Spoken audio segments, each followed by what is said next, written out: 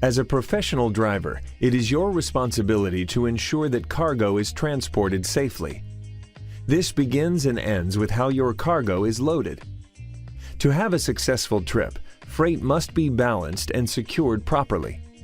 Even if cargo is loaded correctly, it's important to note that freight can shift during transport. Because of this, there are a few points where you should check to make sure your cargo hasn't shifted. First of all, your pre-trip inspection requires you to ensure that the truck is not overloaded. This is your responsibility. After you start your trip, you should also check your cargo and securing devices within the first 50 miles of your trip. Once you are on your way, recheck, recheck, recheck.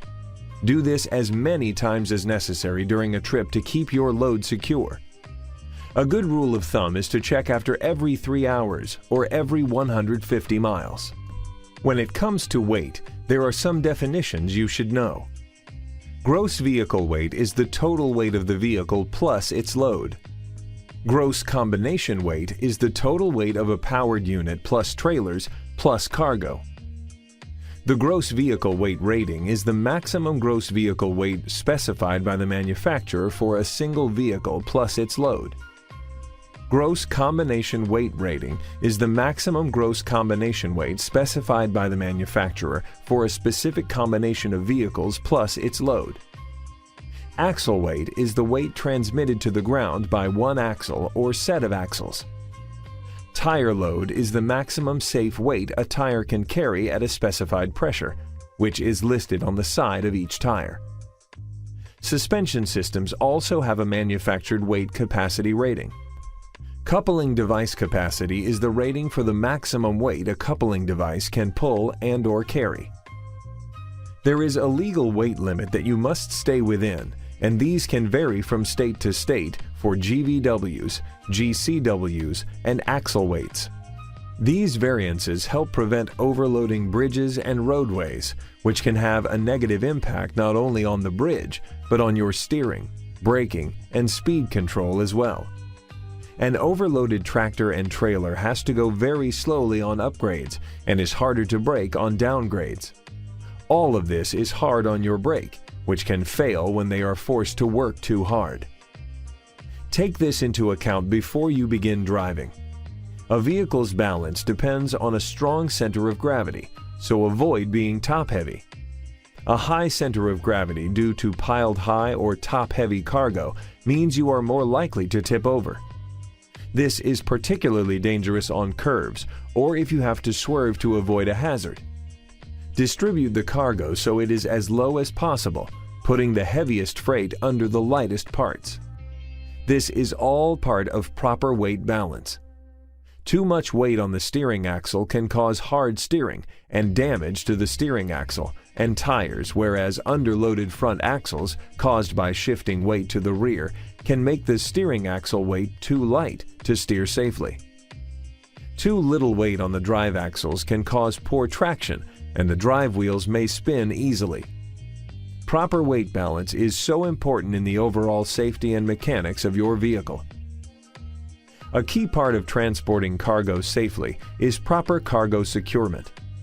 To prevent cargo from sliding, blocking is used in the front, back, and/or sides of a piece of cargo.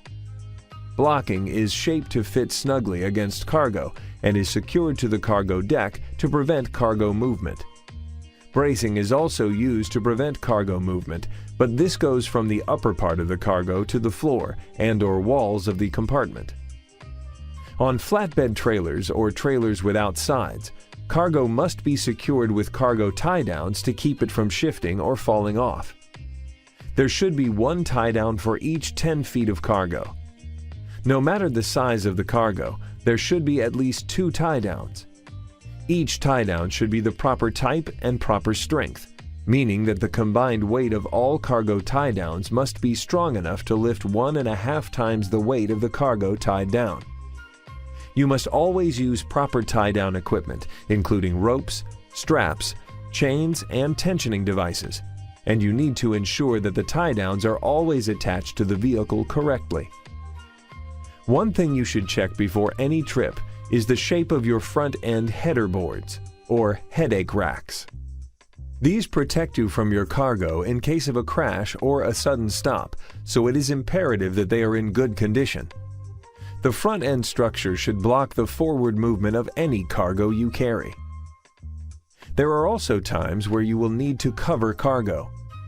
There are two basic reasons for covering cargo: to protect it from the weather and to protect people from potentially spilled cargo. Many states require covered cargo for just that reason, so it is important to familiarize yourself with the laws in the states you drive in. If you do have to cover cargo, be sure to look in your mirrors every once in a while to ensure your covering is in good shape. A flapping cover can tear loose, uncovering the cargo and blocking your or someone else's view of the road.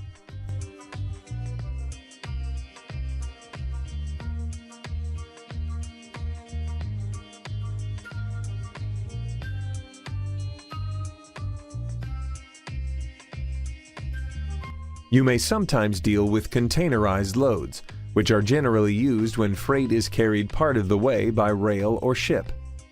If this is the case, delivery by truck occurs at the beginning and/or end of the trip. Just like any other cargo, these loads must be properly secured. Some containers will have their own tie-down devices or locks that attach directly to the frame, while others have to be loaded on a flatbed trailer. If the load is sealed, you cannot inspect it, but you should still check to see that you don't exceed gross weight and axle weight limits. If you ever have a dry bulk load, they require special care because they automatically have a higher center of gravity. Be extremely cautious, slow, and careful going around curves and sharp turns. Hanging meat brings the same set of issues: unstable loads with a high center of gravity. Livestock loads don't necessarily have a high center of gravity, but they can cause unsafe handling because livestock can move around a trailer.